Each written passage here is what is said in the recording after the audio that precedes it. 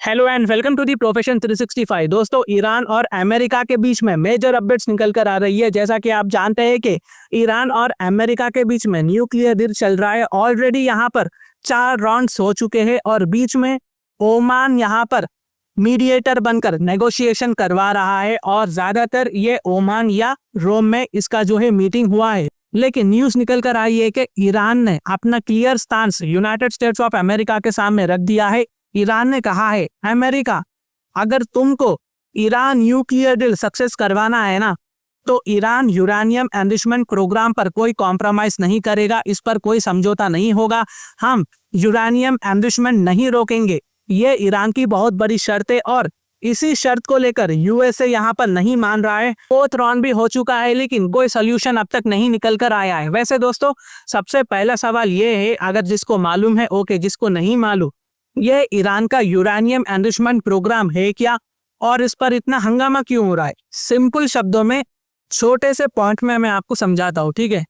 Uranium enrichment एक ऐसा process है जिसे यूरेनियम को इस लेवल तक शुद्ध किया जाता है, यानी प्योर किया जाता है कि उसे न्यूक्लियर पावर प्लांट में एनर्जी बनाने के लिए इस्तेमाल किया जा सके, ठीक है। लेकिन अगर यही यूरेनियम एनरिचमेंट का लेवल बहुत ज्यादा हो जाता है ना, तो उस यूरेनियम का इस्तेमाल न्यूक्लियर वेपन बनाने में भी हो सकता है दोस्तों। इसी वजह से ये एक बहुत ही बड़ा सेंसिटिव टॉपिक है, इशू है अमेरिका और ईरान के बीच में। अभी ईरान की तरफ से एक बहुत ही ज्यादा स्ट्रॉन्ग स्टेटमेंट निकल कर आई है 4th राउंड के बाद। ईरान के फॉरेन मिनिस्ट्री के स्पोक्सपर्सन इस्माइल बागई ने अपने वीकली प्रेस कॉन्फ्रेंस में यह साफ कह दिया है कि ईरान का यूरेनियम एनरिचमेंट प्रोग्राम बिल्कुल नॉन नेगोशिएबल है, ठीक है, बिल्कुल नॉन नेगोशिएबल है, यानी इस पर कोई समझौता नहीं होगा।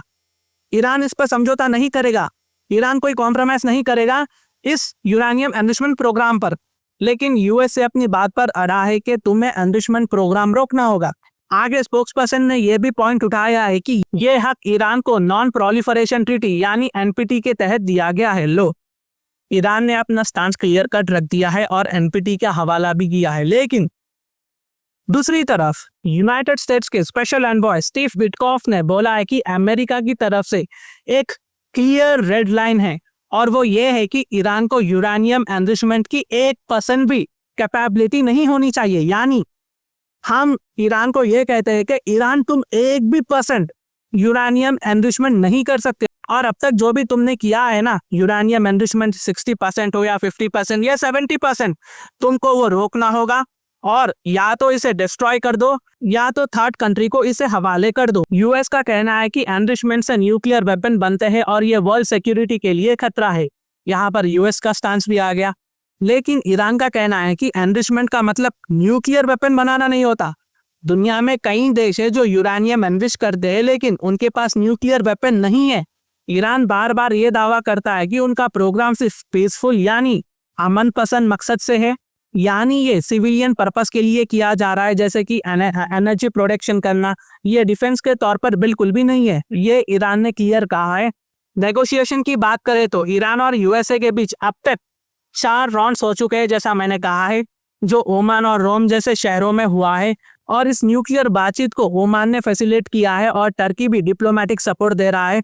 अभी 5वां राउंड भी जल्द एक्सपेक्टेड है, लेकिन कब होगा अभी तो कोई इंफॉर्मेशन नहीं आई है। ईरान ने यह भी बोला है कि यूएस अक्सर हर नेगोशिएशन के बाद अपनी पोजीशन बदल देता है। बेसिकली ईरान ने ये इल्जाम लगाया है, जिसकी वजह से ट्रस्ट बिल्ड नहीं हो पा रहा है। साथ ही साथ ईरान ने यूएस की तरफ से लगाई गई सैंक्शंस को क्राइम अगेंस्ट ह्यूमैनिटी कह दिया है और बोला है कि ईरान के लोगों पर यह जुल्म है। ईरान ने यह भी कहा है कि अगर यूएस वाकई में सच में चाहता है कि ईरान न्यूक्लियर वेपन ना बनाए तो एक डील हो सकती है, लेकिन एनरिचमेंट पर जीरो टॉलरेंस की डिमांड अनएक्सेप्टेबल है। ईरान के फॉरेन मिनिस्ट्री ने यह भी कहा है कि अगर ईरान के राइट्स का रिस्पेक्ट किया जाता तो वो विन विन सॉल्यूशन के लिए रेडी है, लेकिन सैंक्शंस हटाने होंगे, यह भी एक कंडीशन है। तो दोस्तों, ईरान अपने यूरेनियम एनरिचमेंट प्रोग्राम को अपना नेशनल अचीवमेंट मानता है और इस पर किसी भी तरह का समझौता नहीं करेगा। ईरान की तरफ से ये स्ट्रिक्ट जो है पॉलिसी है। यूएस की तरफ से प्रेशर है कि एनरिचमेंट बंद करो। यही ये जो बात है ना, अटकी हुई है। ईरान कह रहा है कि हम नहीं करेंगे, यूएस कह रहा है कि तुम करोगे। यहाँ पर ही बात पूरी जो है अटकी हुई है, दूसरे जो भी सॉल्यूशन है वो निकल कर आएंगे, लेकिन इस पर कोई बातचीत हल नहीं हो रही है। दो तरफ से जो है कोई कॉम्प्रोमाइज नहीं कर रहा है, लेकिन ईरान ने साफ मना कर दिया है। अभी के लिए बातचीत चल रही है, लेकिन दोनों तरफ का स्टैंड अभी काफी हार्ड है। देखना होगा कि आगे क्या निकल कर आता है नतीजा। दोस्तों, मान लो कि ईरान की जो न्यूक्लियर डील है ना वो सक्सेस नहीं होती है, तब क्या होगा? हाइपोथेटिकली स्पीकिंग के चलो ट्रम्प अगर आते भी है, उन पर अटैक भी करते हैं, तो ईरान यहाँ पर ऐसे ही नहीं कह रहा है कि वो यूरेनियम एनरिचमेंट नहीं करेगा। ईरान ऐसा ही नहीं कर रहा है, ईरान उसके लिए भी प्रिपेयर है।